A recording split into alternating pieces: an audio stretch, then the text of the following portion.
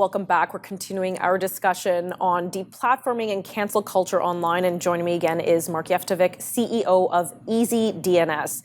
Mark, before we went to commercial break, you were going to give us an example of some of the deplatforming that you've seen, especially from companies who are providing the hosting sometimes.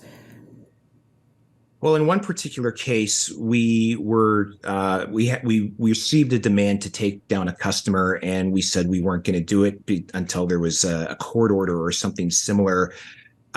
We were then added as a defendant in a lawsuit on that particular action. So we found ourselves defending a defamation suit.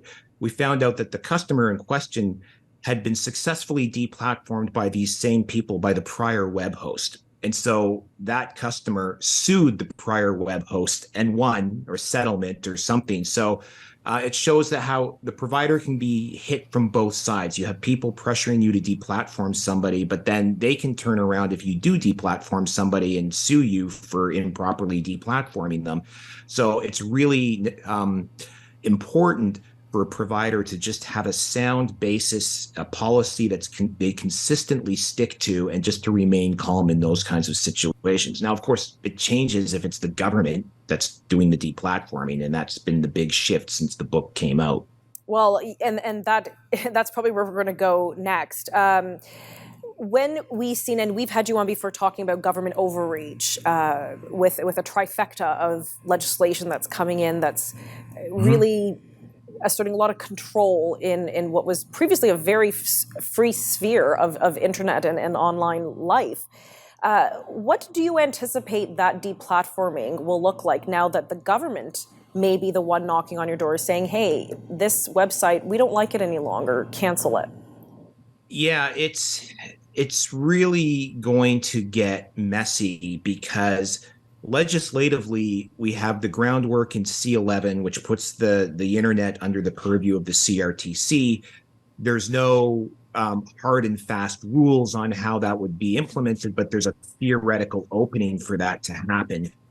And then you've got C18, which is sort of a related bill, but then there's C26, which was why I was on last time, that cybersecurity bill that just has really open-ended powers, far-reaching powers baked into it. And then that conflicts with the actual technical reality of how do you actually block a website like this? Like if you actually get a request from the government that says block this website, well, this is the internet. It's got a very particular architecture, which makes blocking things very difficult. It just kind of roots around blocks. There's no technically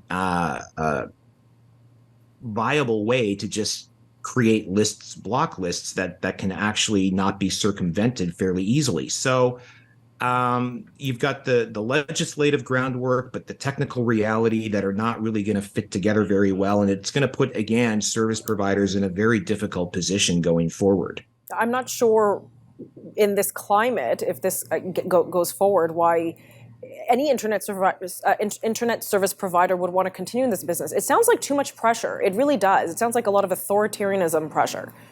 Yeah, it's never boring. And it's been incredible how it's shifted over the years from the early days to where we are now.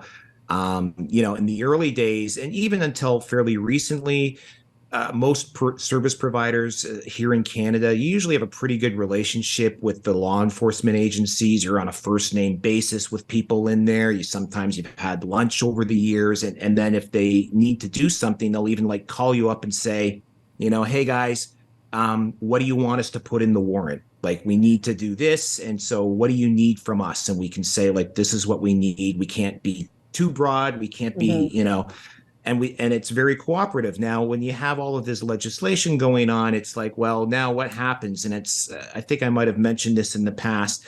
Now you get a sealed warrant. You're not even allowed to take a copy of it. You can write down the date. You can write down the name of the judge that issued the warrant. You can write down the domain name in question, and that's it. Then they show it to you, and then they take it away, and you're done. It's very Kafkaesque.